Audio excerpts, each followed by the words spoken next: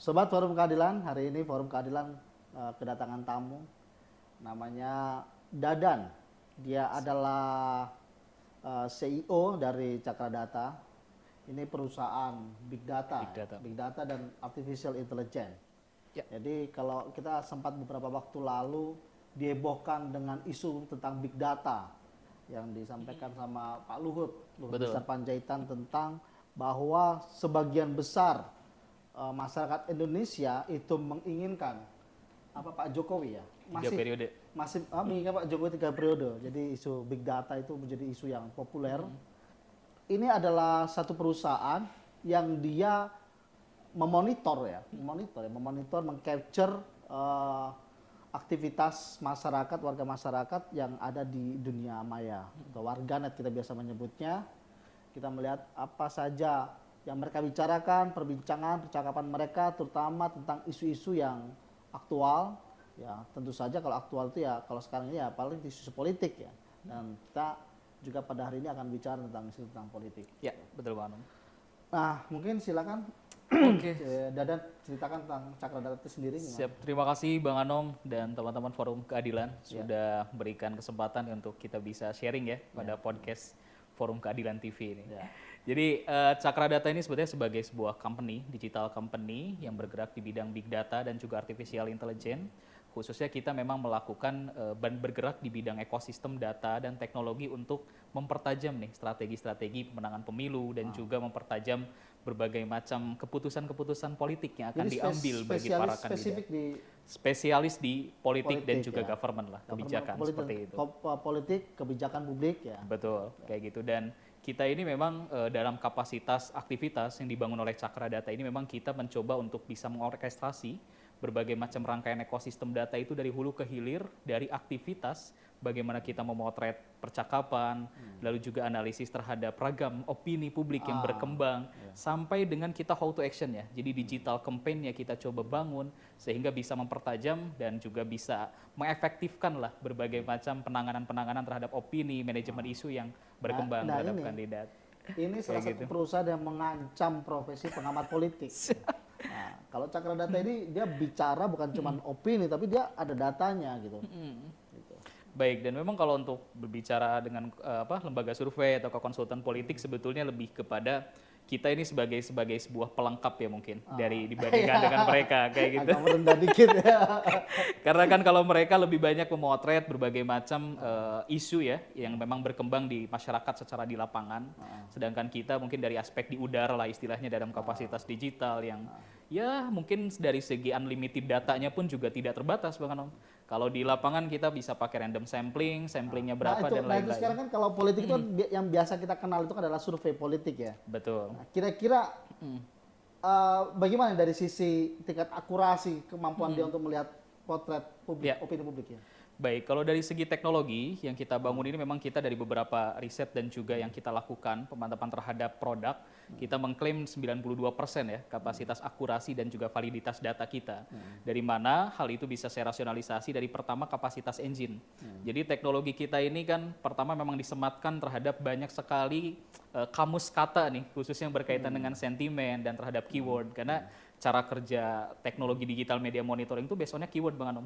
Kita ajarkan nih kepada keyword nih, kamu kalau ketemu keyword ini dalam nanti berbagai macam public post media sosial, kamu harus bisa crawling.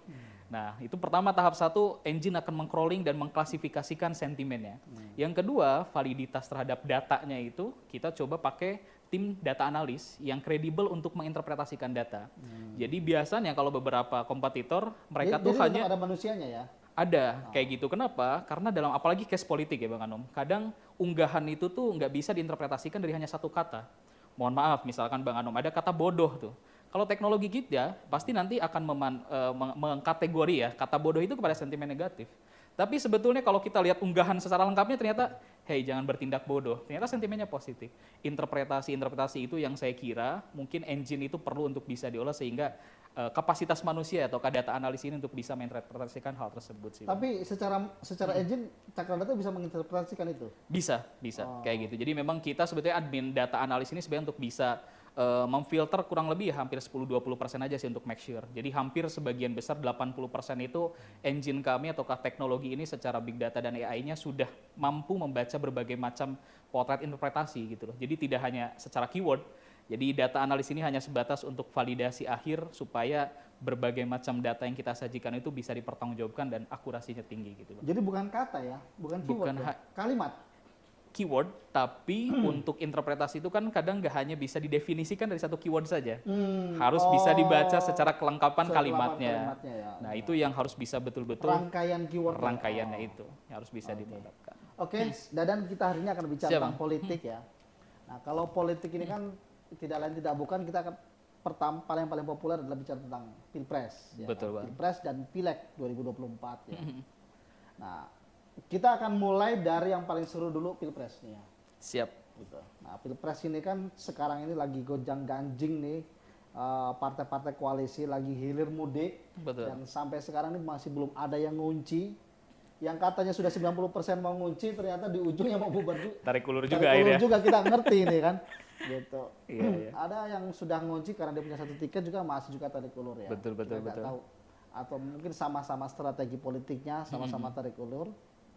Ya. Nah, kita akan coba lihat data yang diperoleh dari Cakra Data untuk melihat sebenarnya profil capres-capres kita seperti apa. Silakan soal capres ini. Baik, mungkin sebelum saya bicara tentang konteks popularitas digital ya, para capres ini yang memang mengunggah percakapan dari warganet. Pertama memang landscape pada pemilu 2024 ini akan unik terlebih dahulu sih Bang Anom. Jadi bahwasannya memang yang perlu diperhatikan oleh para kandidat, khususnya konteks capres ya mereka harapannya tidak hanya mampu memotret berbagai macam data ataukah rujukan-rujukan referensi dari data-data di lapangan ataukah di ground activation yang saya kira referensinya banyak sekali publikasi dari lembaga survei membangun hal tersebut. Nah, data-data digital ini perlu untuk sangat diperhatikan. Yang pertama karena akan menjadi beberapa diferensiasinya, data ini berkembang secara dinamis dan real time. Jadi percakapan mengenai kandidat antara Anies, Ganjar, Erik ataukah bahkan juga Ridwan Kamil itu bergerak tuh setiap hari, setiap saat itu percakapannya akan bergerak sangat dinamis. Jadi potret-potret opini publik itu perlu diperhatikan. Yang kedua, 191 juta pengguna media sosial di Indonesia. Bayangkan kalau dari total populasi 191 juta 191 juta. pengguna aktif media sosial di Indonesia. Lebih dari setengah dong. Hampir lebih dari setengah, 73, berapa persen lah, Bang Aron, kayak gitu pada tahun 2022 kemarin. Jadi betul-betul penetrasi digital ini yang masyarakat perlu ketahui juga, karena landscape pemilu tahun 2024 penetrasi digital dan pemilih muda akan dominan kayak gitu. Iya, sekarang sudah 70% ya. Sudah 70% Pengguna media sosial Dan itu aktif ada di pengaruh Indonesia. dari COVID kemarin ya. Sangat, COVID itu mengakselerasikan banyak sekali transformasi digital yang begitu masif, Bang Anong. Dan korelasinya dengan kandidat nih, memang betul tadi Bang Anong sampaikan tentang kandidat capres. Jadi perbincangannya sebetulnya mengenai kandidat capres potensial ini nggak terlalu beda jauh secara bursanya dengan bursa yang potret oleh lembaga-lembaga survei secara konvensional juga dari lapangan. Oke, Jadi top 5-nya lah kalau saya sampaikan Oke, itu. Top 5-nya itu dari mulai Anies Baswedan, Ganjar Pranowo, Prabowo Subianto, lalu juga Erick Thohir dan juga AHY, itu top 5 dalam percakapan digital yang selalu ada dalam radar percakapan opini publik yang sangat signifikan. Anies, kita coba bedah satu-satu. Anies dapat kotel efek ataukah bukan kotel efek, lebih ke mendapat sebuah lonjakan percakapan itu sejak bulan Oktober, pasca dia dideklarasikan sebagai bakal calon presiden dari Partai Nasdem. Di 3 bulan terakhir, trennya Oktober, November, Desember itu mengalami kenaikan yang cukup signifikan. Begitupun juga dengan Ganjar, walaupun kemarin tadi sempat disinggung, dicuekin di HUT PDIP, tapi loyalis dan juga simpatisan, klaster-klaster di media sosial itu terhadap dukungan terhadap Ganjar itu sangat-sangat besar dibandingkan dengan Puan Maharani kalau kita bicara tentang bursa di dalam internal tubuh PDIP. Lalu begitupun juga dengan Prabowo Subianto. Prabowo Subianto walaupun dalam segi personanya sekarang itu ada beberapa narasi-narasi yang berkembang bahwasannya Prabowo dianggap sudah tidak terlalu menunjukkan persona ketegasan seperti yang dibangun selama 2014 sampai 2019. Nah, narasi-narasi yang berkembang itu pada akhirnya yang saya kira juga kalau kita lihat sosok Prabowo saat ini mungkin belum bisa begitu kuat menunjukkan sikap kenegaraan, lalu juga ke apa namanya itu ke ketegasan ya yang biasa beliau bangun, itu yang memang menjadi beberapa wujud kritik publik juga terhadap beliau kayak gitu sejak beliau memutuskan untuk bergabung dengan pemerintah kayak gitu. Pak Erick Thohir saya kira juga kita tahu bahwa banyak sekali aktivitas-aktivitas yang masuk dibangun. Erick Thohir ya? Erick Thohir di top 5-nya itu juga dari berbagai macam aktivitas-aktivitas yang saya kira juga banyak sekali katalisator-katalisator tim yang mampu mengakselerasi percakapannya sehingga memang sentimennya itu lebih banyak didominasi oleh sentimen positif kalau Pak Erick Thohir ini.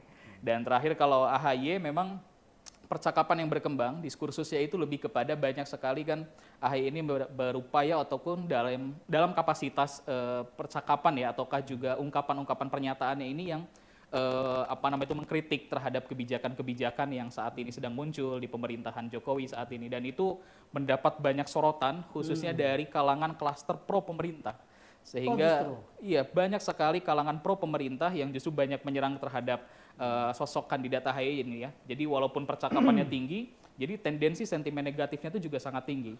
Pro pemerintah ini sebenarnya orang-orang yang memang loyal sama pemerintah atau organik atau memang digerakkan?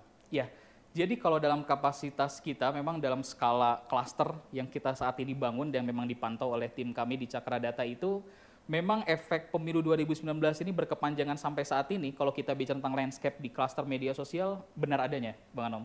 Jadi antara bagaimana klaster dulu kalau itu cebong kampret ya, cebong versus kampret itu sampai saat itu masih ada.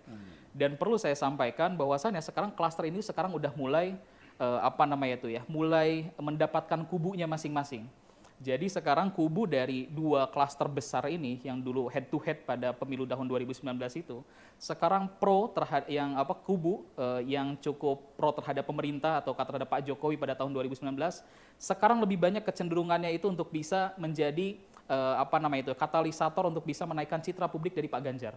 Jadi percakapan Pak Ganjar itu selalu banyak yang positif dan naik itu karena adanya dukungan dari klaster ataukah kubu yang dulu memang kubu dari pro Pak Jokowi. Sedangkan yang kontra ataukah antitesa terhadap apa namanya itu Pak Jokowi ataukah terhadap oposisi lah pemerintah sejak tahun 2019 itu mereka lebih banyak kecenderungannya untuk dukungannya terhadap Anies Baswedan. Makanya sekarang lonjakan percakapan terhadap Anies Baswedan juga sangat tinggi. AHY ada dalam pusaran di mana karena dia banyak sekali kritik-kritik terhadap pemerintah, kubu yang pro terhadap pemerintah atau Pak Jokowi ini lebih banyak menyerang kepada sosok beliau. Sehingga tendensi sentimen negatif itu banyak tercounter karena berbagai macam kritik yang diutarakan oleh AHY terhadap pemerintah. Oke, nanti kita akan coba bedah satu-satu ya. Biar boleh, lebih siap. detail kita tahu profilnya sebenarnya apa yang kita omongin tentang mereka ini. Betul. Kita mulai dari Ganjar Pranowo. Coba jelaskan. Baik, tentang Pak Ganjar. Jadi Pak Ganjar ini memang secara lonjakan ada punya kemiripan antara Pak Ganjar dan Pak Anies yang tadi saya sempat sampaikan. Pak Ganjar kemarin kayak sempat juga isu ramai banjir kan di awal tahun ini di apa namanya itu Jawa Tengah dan di beberapa titik kota kabupaten ya di sana. Dan ada beberapa apa namanya itu muncul ungkapan-ungkapan warganet juga, narasi-narasi yang terbangun bahwasannya Pak Ganjar dianggap dinilai terlalu sibuk nyapres sehingga juga lupa untuk bisa apa namanya itu menyelesaikan tugas dan tanggung jawabnya terhadap Jawa Tengah. Namun di sisi lain juga terhadap efek elektoralnya saya kira juga tidak terlalu begitu besar.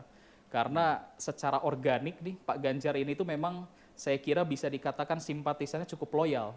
Kayak gitu. Makanya kalau dari segi bursa di dalam tubuh PDIP sendiri memang percakapan terhadap Ganjar itu lebih unggul dibandingkan dengan percakapan Puan. Begitupun dari tendensi persentase sentimen positifnya. Jadi ini mengonfirmasi hasil survei ya? Mengonfirmasi hasil survei, betul.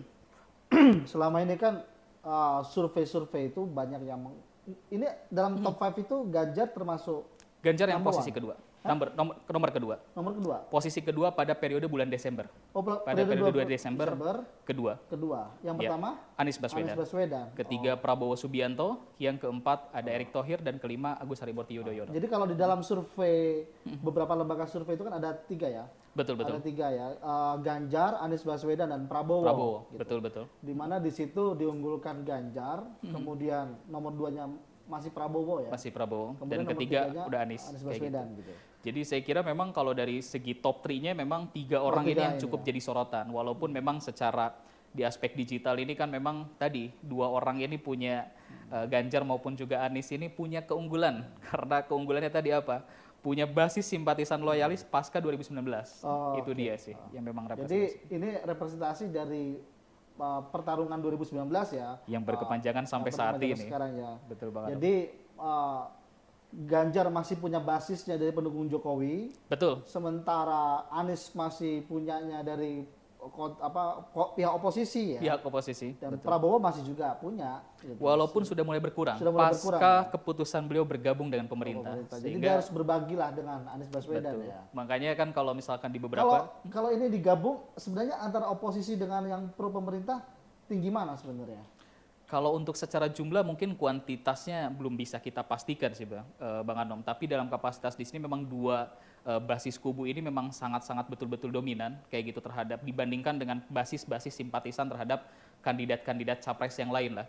Jadi kalau bisa saya sampaikan, baik itu Pak Anies Baswedan, baik itu Pak Ganjar Pranowo, sebetulnya mereka itu tanpa mereka harus bisa meng-hire orang-orang profesional supaya bisa menaikkan citra publik mereka di ranah sosial media, mereka tuh sudah punya basis simpatisan organik yang cukup loyalis. Dan dua kubu ini tuh sangat-sangat kuat, kayak gitu. Pertanyaan Lebih loyal mana? Mereka yang oposisi atau yang pro pemerintah dalam dua-duanya bermedia sosial? sangat punya loyalitas yang cukup tinggi. Kalau kayak gitu. kalau dibandingkan, kira-kira Kalau presentasi. dibandingkan, ya lebih banyak yang kubu pro pemerintah. Lebih Oh. banyak yang kubu pro pemerintah. Karena jadi aktivitas simpatisan ini sebetulnya, Mas Anom, yang berkembang itu, digital activation-nya itu mereka tuh tidak hanya dalam kerangka menaikkan citra positif kandidat yang mereka sukainya, tapi juga melawan, mengcounter berbagai macam isu-isu yang berkembang terhadap kandidat lawan politik ya. Contoh, jadi saling serang itu masih terjadi saat ini dalam klaster interaksi digital media itu. Jadi sebenarnya benar dong yang dibilang Pak Luhut bahwa sebenarnya banyak masyarakat Indonesia itu lebih menginginkan maksudnya masih sangat loyal dengan Pak Jokowi itu sebenarnya benar dong berarti secara kerangka aktivitas digital memang berkembang tuh memang secara bebas ya. Karena kan kita memang kalau untuk secara validasi itu memang agak sulit untuk bagaimana per satu akun ini apakah betul-betul akun organik atau bukan. oke. Nah, tapi secara penghimpunan opini memang kan itu bisa dibangun oleh siapapun. Kadang berkembangnya di media sosial memang salah satu kelemahan untuk bagaimana kita men-tracking ini akun asli ataukah akun alter, itu memang itu masih menjadi PR bagi kita semua. Oke. Karena PR dari para, ya istilahnya mungkin kita lebih kenal buzzer ya. Buzzer ini kan sebetulnya adalah bagaimana mereka bisa mengelola opini sebetulnya di ranah kapasitas digital media. Jadi apakah sebetulnya dulu isu pro 3 periode ataukah kontra 3 periode, dua-duanya berkembang secara pesat kayak gitu. Jadi tidak ada yang memang mana yang unggul mana yang kontra karena ada betul-betul dua-duanya punya dinamis dan punya pengaruh yang kuat kayak gitu. Okay. Kalau dari Ganjar Pranowo apa yang paling disukai? Ganjar Pranowo ya, jadi Ganjar Pranowo sebenarnya secara persepsi warganet, ini lebih banyak yaitu yang kita potret dari berdasarkan data di Cakra Data itu pantauannya, Ganjar ini dianggap sebagai bagian dari pihak yang mampu melanjutkan estafet perjuangannya Pak Jokowi. Jadi sebetulnya kalau berbicara tentang beberapa narasi-narasi yang berkembang seperti prestasi pembangunan terhadap Jawa Tengah dan sebagainya, persepsi warganet itu sebenarnya gak banyak yang membicarakan terkait dengan topik-topik hal itu. Berbeda kalau misalkan loyalis Anies itu mereka banyak sekali menjual terhadap prestasi-prestasinya beliau. Kayak gitu. Tapi kalau Pak Ganjar ini sebetulnya mereka itu karena cukup berkeyakinan bahwasanya estafet kepemimpinan Pak Jokowi yang dianggap sangat baik saat ini itu bisa dilanjutkan oleh sosok Pak Ganjar. Jadi isu-isu tentang Ganjar itu sebenarnya nggak penting-penting amat yang di Jawa Tengah ya. Betul, kayak gitu. Ini catatan ya buat para oposan ya. Kalau Anda mau menyerang Ganjar Pranowo, jangan serang kinerja dia di Jawa Tengah, nggak ngaruh. Betul. Karena pendukung Ganjar tidak memperdulikan itu. Saya ambil contoh yang tadi, yang baru ketika konteks banjir kayak gitu. Memang tendensi sentimen negatifnya di 1 hari 2 hari itu sangat besar sekali. Banyak orang mengeluhkan bagaimana Pak Ganjar dan segala macam narasi warganetnya. Wah Pak Ganjar ini terlalu sibuk nyapres sampai lupa terhadap tanggung jawabnya di Jawa Tengah. Tapi secara efek elektoral itu tidak terlalu berpengaruh signifikan. Oke. Kayak gitu sih. Itu sih, Bang. Oke, sekarang kita pindah ke Anies Baswedan. Siap. Gimana? Jadi Anies Baswedan mendapat lonjakan sangat pesat sejak Oktober dia dideklarasikan sebagai bakal calon presiden dari Partai Nasdem. Itu mendapat sorotan sampai dengan hari ini, walaupun memang sempat turun di bulan periode Desember ini semenjak mulai ada banyak kritik yang dibangun dari berbagai macam pihak, khususnya stakeholder terkait dengan bahwasannya Anies ini dianggap curi start. Nah, penilaian ataukah ungkapan terhadap Anies yang dianggap curi start ini memang menjadikan sentimen ya, tendensi sentimen terhadap Anies Baswedan juga turun secara signifikan dari yang positifnya, sehingga lebih banyak orang yang benar juga sih Pak Anies terlalu hard selling banget nih, padahal kick off Pilpres masih belum mulai gitu loh. Kalau sekarang aja Ridwan Kamil baru mulai ber-KTA Partai Golkar gitu loh. Nah, Pak Anies sudah mulai bersafari kayak gitu. Jadi sebenarnya pendukung Anies ini orang oposisi atau kelompok radikal? Kalau kelompok radikal saya mungkin masih belum bisa mengidentifikasi hal itu ya Bang ya. Tapi kalau bagian dari oposisi yang kontra terhadap pemerintah benar adanya. Kayak gitu. Tapi kalau untuk bicara tentang radikal, itu mungkin saya... Maksudnya radikal itu agak ekstrim lah ya. Maksudnya agak memang ekstrim, kelompok-kelompok Islam yang Iya. inilah agak kanan lah, Islam kanan gitu betul, katakanlah betul. gitu ya. Yang selama ini dituduhkan kan dari kelompok-kelompok yang mereka bilang dengan kadrun itu kan. betul, Nah betul. sebenarnya ekspresi dukungan terhadap Anies ini lebih banyak kepada dukungan sebagai sesama aspirasi kelompok Islam kanan atau karena mereka memang oposisinya pemerintah. Oposisi pemerintah. Karena sosok kandidat Anies di dalam narasi yang berkembang secara di ranah interaksi sosial medianya itu, Anies ini dianggap sebagai antitesa dari pemerintah saat ini. Anies ini dianggap sebagai antitesa dari Pak Jokowi. Sehingga banyak sekali orang-orang yang merasa ketidakpuasan terhadap pemerintahannya Pak Jokowi saat ini, udah yang bisa melawan dan juga bisa menggantikan sosok beliau itu adalah Pak Anies Baswedan ini. Kenapa bukan Prabowo? Yang tadi saya sampaikan, sejak Prabowo memutuskan untuk bergabung pada pemerintah, kelompok klaster kubu ini tuh pada akhirnya memilih tuannya itu Anies Baswedan. Jadi nggak bisa kita bilang bahwa pendukung Anies adalah kadrun ya. Mungkin kalau bukan, kalau bisa dikatakan saya mungkin dari hipotesis saya dalam hal ini tuh lebih kepada bagaimana konteks oposisi itu kan memang kadrun ya disebutnya dan lain-lain. Ya memang kecenderungan mereka untuk bagaimana bisa menaikkan secara publik simpati ataukah juga cermin citra positifnya Anies memang benar adanya. Apakah kata-kata sentimen Islam atau apa itu cukup dominan nggak di kubunya Anies gitu? Sangat-sangat dominan. Sangat dominan. Oh, sangat Betul, dominan. sangat dominan. Jadi memang dan memang kan kalau bicara tentang keyword ini memang ada dua pihak ya Bang ya. Jadi memang ada yang memang dari klaster yang memang mereka bangun secara kubu personalnya, ada yang mereka memang dilontarkan dari segi sentimen negatif dari kubu pro pemerintah. Jadi saling lempar-lemparan isu Bang. Selain mereka tuh bertugas untuk menaikkan citra positif kandidat simpatis dan loyalisnya masing-masing, mereka juga di sisi lain juga saling menjatuhkan dengan beragam isu satu sama lain. Anies dulu ketika mau maju di kontestasi ketika dideklarasikan oleh Nasdem, isu yang digoreng adalah terkait dengan KPK. Begitupun juga dengan Ganjar kemarin baru ketika di Januari digoreng juga dengan isu banjir dan juga itu belum banyak prestasi yang dibangun. Jadi saling lontar-lontar untuk bisa menurunkan citra publik dari lawannya masing-masing. Kalau isu serangan yang paling banyak terhadap Anies apa? Ya isu terhadap Islam radikal. Islam radikal. Ya? Islam radikal. Itu yang paling banyak sekali narasi-narasi yang ya. black campaign ya istilahnya black mungkin campaign, ya, kayak gitu yang disematkan. Itu kira-kira digerakkan, tapi masalah belum bisa sulit untuk mengidentifikasi Bang, karena pola perilaku buzzer ini tuh memang betul-betul juga ya, mereka sudah canggih seperti seakan-akan bukan buzzer gitu. Dan ya. memang rata-rata mereka, kalau sekarang sebetulnya trennya itu kan akun-akun buzzer tuh kalau dulu 10 tahun yang lalu dan lain itu banyaknya mungkin akunnya bot ya, ya betul-betul bot. Nah kalau sekarang tuh betul-betul mereka udah organik ya? Memang kayak gitu, udah organik jadi ya, paling bisa jadi mungkin satu akun itu satu orang bisa punya 10-50 akun. Buzzer itu udah jadi unit bisnis Bang. Unit bisnis ya. Unit bisnis. Jadi kita jangan kadang banyak beberapa orang yang masih menganggap bahwasannya wah ini buzzer itu hanya orang-orang loyalis simpatisan. Betul. Tapi di sisi lain mereka emang udah jadi unit bisnis. Ya. Udah jadi unit bisnis kayak gitu. Jadi ada nilai ekonominya di sana gitu, kayak gitu. Jadi kalau Anies gimana nih? Kalau dibandingkan dengan Ganjar, sisi percakapannya? Sementara memang Anies masih di dalam kerangka popularitas digital masih unggul dibandingkan dengan Ganjar. Masih populer? Ya? Masih populer dibandingkan dengan Ganjar ya. Dan Ganjar selalu ada di peringkat keduanya. Dalam periode khususnya yang terakhir kita analisis data di bulan Desember kemarin. Kira-kira kayak gitu. 3 bulan terakhir apa? 3 bulan terakhir, betul. Dan ke depan pasti akan sangat dinamis sih Bang. Apalagi dengan landscape koalisi nanti akan kebentuk dan sebagainya. Saya kira nanti tadi yang saya bilang dalam interaksi di sosial media itu memang setiap hari, setiap saat pun sangat bisa dinamis. Sekarang orang lagi diperbincangkan terkait dengan hal apa itu, perubahannya itu sangat cepat dan dinamis. Bang. Oke, kita sekarang ke Pak Prabowo Subianto. Betul. Gimana Pak Prabowo?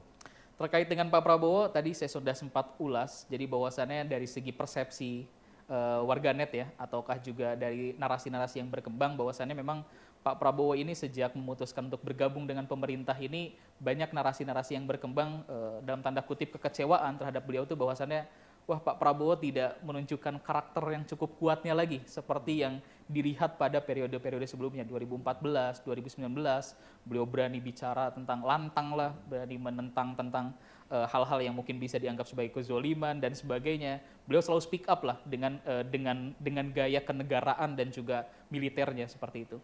Nah hal itulah yang sekarang sebetulnya narasi-narasi tentang Pak Prabowo itu yang muncul bahwasannya ngerasa publik bahwa kok Pak Prabowo sekarang sudah tidak mampu mengeluarkan persona itu lagi. Dan Tapi Pak Prabowo itu masih dibicarakan ya? masih sangat dibicarakan. Masih kayak gitu. dibicarakan ya? Masih dibicarakan. Masih banyak loyalisnya? Masih ada. Cuman tidak sebesar mungkin ketika 2019 kayak gitu loh. Karena tadi yang saya bilang sekarang udah mulai kepecah pasca landscape-nya berubah sejak beliau memutuskan untuk bergabung ke pemerintah. Kayak gitu. Loyalis Prabowo ini lebih banyak kelompok Islam atau memang orang yang secara personal adore dia gitu? Kalau lebih ke Pak Prabowo saat ini lebih kepada saya belum bisa identifikasi aspek kayak itu dia cukup ke Islam kanan dan sebagainya ya.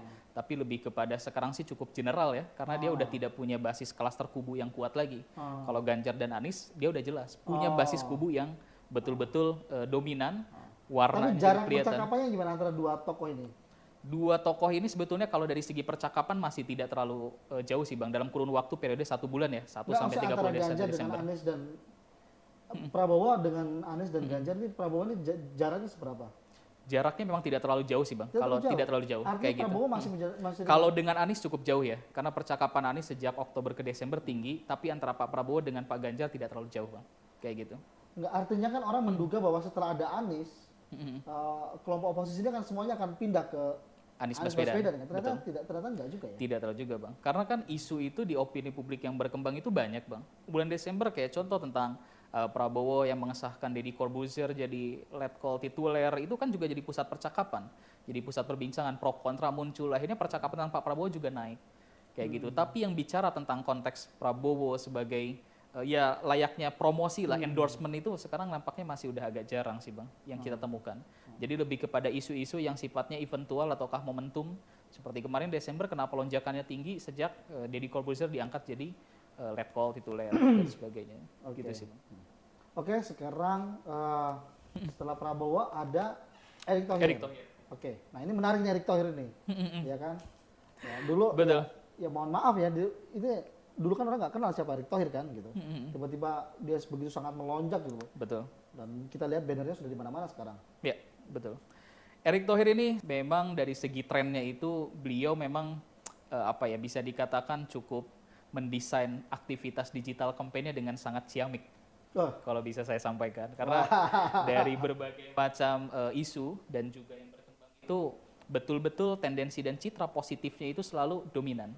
Sehingga kami melihat ada beberapa tren ketika ada sentuhan-sentuhan tren-tren isu negatif yang terhadap beliau itu nggak pernah bertahan lama. Jadi langsung selalu ke take down dan juga kedominasi oleh sentimen positifnya. Jadi katakanlah Pak Erick Thohir ini sering melakukan sentuhan lah.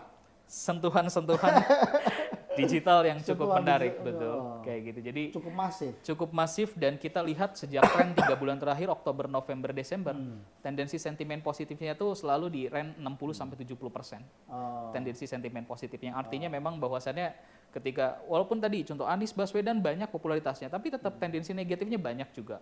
Ganjar juga popularitasnya diperbincangan banyak, tapi negatifnya banyak. Kalau banyak. dari Erick Thohir apa yang orang perbincangkan? Sebetulnya lebih kepada banyak hal-hal yang aktivitas-aktivitas beliau kan sebagai Menteri BUMN ini kan memang cukup banyak belusukan, juga cukup banyak dobrakan-dobrakan yang dibangun di BUMN dan sebagainya. Nah, hal-hal itulah yang dikemas menjadi sebuah konten, menjadi sebuah aktivitas digital campaign yang notabene masyarakat tuh menilai satu hal yang sebagai dobrakan yang bagus bagi BUMN dan sebagainya. Di media sosial itu kan kita perang opini, Bang. Perang opini ya. Siapa yang mendominasi jadi yang menang, Bang. Kayak gitu. Sekarang makanya ketika Pak Erick Thohir ya karena dia tidak punya kontra oposisi terhadap beliau. Makanya sekarang dia coba desainkan hal itu dalam kapasitas timnya. Cukup efektif ya. Sangat efektif. Sangat efektif. Karena nyatanya sampai Erick Thohir bisa di top 5. Di top 5, betul. Padahal ada loh kandidat lain yang Ridwan Kamil yang jelas dia gubernur ya, punya Sandiaga Uno. Kurang apa lagi Sandiaga Uno kan mantan kurang kurang aktif aja berarti mereka ya. Ini catatan Sebenarnya ya, kalau Bang. dalam kerangka Buat aktif Sandiaga media Uno. sosialnya ya jelas mereka Jangan terlalu sibuk jadi main parekraf ya kan, lupa melakukan sentuhan-sentuhan ya kan. betul. Sebetulnya kalau dari segi aktifnya mereka orang-orang aktif semua, Bang. Lebih Ridwan iya, Kamil betul. punya 30 juta followers dan segala macam. Cuman dalam kerangka opini publik itu kan adalah bukan dari bagaimana dia mempublish postingan terus di like banyak 1 juta dan lain-lain, bukan hanya di situ, Bang. Tapi dari bagaimana orang itu interest untuk memperbincangkan dirinya. Kayak gitu, Bang. Kebayang nggak? Jadi kalau misalkan sudut pandangnya ya Pak Ridwan Kamil, Pak Sandi, mereka followers sebanyak, Bang. Sekali postingan ada yang nge-like-nya 1 juta, berapa ratus ribu dan sebagainya. Tapi dalam konteks opini publik tuh bukan itu yang jadi indikatornya, bukan hanya itu saja ya, tapi melainkan adalah ke interest publik, ketertarikan publik untuk memperbincangkan kandidat, untuk bisa menghimpun opini, membangun opini-opini baru dan kayak gitu. Sorry, ini kira-kira bisa nggak Big Data ini menjadi alat untuk mengukur elektabilitas gitu? Elektabilitas. Menurunkan itu menjadi melihat elektabilitas. Baik. Di beberapa analisis yang sedang kita kembangkan, sebetulnya kita sudah ada metodologi menemukan elektabilitas dalam kerangka digital. Tapi kita belum berani untuk mempublish karena saya kira harus bisa saya matangkan untuk pendekatan metodologinya sehingga bisa dipertanggungjawabkan akurasinya, Bang. Sementara ini yang bisa kita bangun adalah popularity, likability. Elektability kita sebetulnya sudah ada, tapi mungkin dalam waktu dekat akan kita coba matangkan supaya bisa dipertanggungjawabkan hal itu. Karena dalam beberapa perhitungan, beberapa yang kita coba lakukan sebetulnya masih bisa rasional dan juga kita coba compare dengan aktivitas lembaga survei di lapangan, itu hasilnya tidak terlalu beda jauh. Jadi sehingga saya kira aktivitas digital dan juga di lapangan itu ke depan mungkin akan koheren. Jadi akan korelasinya sangat kuat. Antara seseorang semakin banyak diperbincangkan di ruang digital, maka akan semakin tinggi juga popularitasnya. Nah, korelasi dan integrasi antara udara dan lapangan itu yang saya kira juga ke depan akan semakin masif, Bang. Kayak gitu. Jadi saya kira awareness yang harus dibangun sekarang bukan hanya tentang di lapangan masif, tapi di udara nothing juga percuma juga, Bang. Kayak gitu. Jadi bolehlah turun terus ke lapangan, tapi jangan lupa ya. Berarti Betul, kayak Bang. ya contohnya Pak Sandiaga Uno ya, ya sebagai Menparekraf pasti dia lah orang sibuk kan turun ke lapangan, terus apalagi yang dia kunjungi adalah pusat-pusat pariwisata promosi ya. Betul. Artinya dia bertemu dengan banyak orang gitu loh. Ya. Artinya itu juga harus punya impact dong terhadap aktiviti dia di media sosial gitu loh. Kuncinya adalah tentang bagaimana sebetulnya tim harus mampu mengkapitalisasi dari Kapitalisasi aktiviti. activity yang ada. Itu aja, Bang. Kayak gitu supaya bisa langsung terdeliver ke beberapa basis-basis konstituen. Kayak gitu. Itu yang perlu diperlakukan. Oke, sekarang yang terakhir adalah AHY. AHY, Agus Betul. Harimurti Yudhoyono gimana? Nah, Agus Harimurti Yudhoyono ini memang percakapannya cukup menarik di 3 bulan terakhir, selalu besar. Beliau ini selalu jadi sorotan. Namun memang beberapa tadi yang saya sampaikan, kan beliau memang cukup di 3 bulan terakhir ini banyak sekali mengadakan konferensi pers untuk dalam rangka menekankan ya terhadap berbagai macam pernyataan-pernyataan untuk bisa menekankan pemilu harus bisa dilakukan secara adil. Lalu juga beliau menegaskan juga terhadap kritik-kritik pemerintah Jokowi bahwasannya hanya melanjutkan saja dari perencanaan pembangunan yang dibangun oleh era Pak SBY dan sebagainya.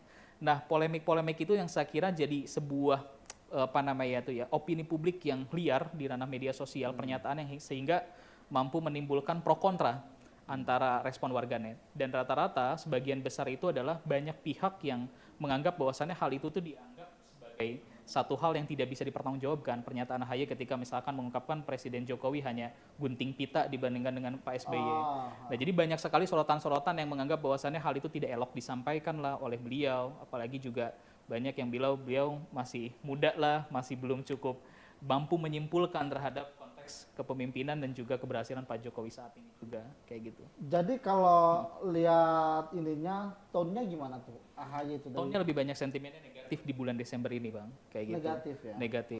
Ya inilah kita tadi sudah ngobrol banyak, Betul, kita sudah ngupas masing-masing dari Kandidat top capres. 5, kandidat capres kita udah lihat profil mereka di percakapan sosial media. Kalau saya sih ada beberapa hal yang baru ya menurut saya yang kita dapatkan ya, nggak tahu kalau mungkin pembaca pemirsa melihat hasil-hasil survei yang lain. Saya kira yang baru adalah pertama bahwa pendukung Pak Prabowo itu masih banyak. Ya. Gitu. Jadi tidak berarti bahwa kehadiran Anies Baswedan yang akan membawa jebol desa pendukung kontra Jokowi, ternyata tidak juga karena masih Tidak ada juga. orang yang Loyalis loyal, Prabowo juga. loyalis Prabowo, dan itu cukup besar ya, Betul. yang menempatkan dia masih pada posisi Top 3. top 3 gitu. Terus kemudian bahwa fakta bahwa sentuhan di digital ini yang dilakukan oleh Erick Thohir ya cukup efektif, Ya. gitu. Terbukti bahwa dia sebagai kuda hitam ya dia bisa menyingkirkan beberapa nama-nama lain yang lebih dulu, bahkan Sandiaga Uno, gitu loh. Ya. Gitu. Artinya itu diperlukan sekali bagi capres-capres yang memang serius untuk maju ya. Betul Bang. Terus kemudian fakta Ganjar Pranowo ya, bahwa ternyata orang itu tidak melihat Ganjar sebagai orang sudah tidak lagi memperhatikan kinerja atau Jawa Tengah gitu. Jadi kalau Anda mau serang Ganjar ya nggak usah serang Jawa Tengah masih banjir, itu buat pendukungnya nggak ngaruh gitu ya. Betul. Karena orang sudah melekat di Ganjar itu dia adalah pewarisnya Jokowi gitu loh. Betul Bang. Nah, kalau mau serang Ganjar, seranglah misalnya Ganjar tidak suka dengan IKN misalnya gitu. Ya, bisa jadi itu kan dia. Iya. Gitu. Termasuk juga Anies Baswedan ya. Termasuk Anies Baswedan Jadi juga. Bang. kinerja dia di Jakarta itu nggak ngaruh-ngaruh amat sebenarnya kalau orang menyerang itu ya. Betul. Karena orang sudah melekatkan kepada Anies ini adalah Betul. antitesanya di pemerintah sekarang. Betul Bang. Tapi sayangnya antitesa ini banyak diambil oleh Anies Baswedan, bukan kepada Prabowo. bukan kepada AHY. AHY gitu loh, yang sama-sama Oposisi. oposisi. Nah, justru AHY ini tidak cukup banyak dapat perhatian dari oposisi, tapi banyak perhatian dari pihak pro pemerintah. Betul Jadi sekali. gerak sedikit aja langsung diserang sama pemerintah. Sementara Betul. oposisinya sibuk sama Anies Baswedan, gitu kan, yang belain dia. Betul gitu. Bang. Nah, ini juga buat perhatian juga nih Betul. buat AHY Demokrat ya, bagaimana dia bisa mengambil hati. Betul Bang. Jangan-jangan dia kontra pemerintah tapi tidak cukup dianggap sebagai menjiwai oposisi gitu ya. Bisa jadi mungkin gitu demikian. Ya. Gitu ya. Apa nggak mengambil hatinya gitu ya. Mungkin seperti Betul itu ya. Bang. Keterwakilan mungkin yang dari Keterwakilan, bagi masyarakat ya, itu ya. yang saya kira. Ya, mohon maaf ya, mungkin jangan saya masih agak elit, terlalu elit bisa jadi oposan ya. Jangan gitu ya, bisa jadi ya. Iya. Demokrat lah yang bisa memahami itu. Siap. Menarik sekali obrolan kita, Dadang. Terima kasih. Baik, siap Bang. Kita beruntung sekali forum bisa ngobrol. Kita akan terus kupas dari sisi big data tentang situasi-situasi aktual. Karena yang kita bicarakan ini bukan pengamatan ya. Kita tidak menganalisa berdasarkan amatan-amatan, tapi kita berdasarkan Data yang berkembang. data gitu. Apa yang orang lakukan, landscape di media sosialnya seperti apa gitu. Terima kasih. Selamat sore, saya Khairul Anam dari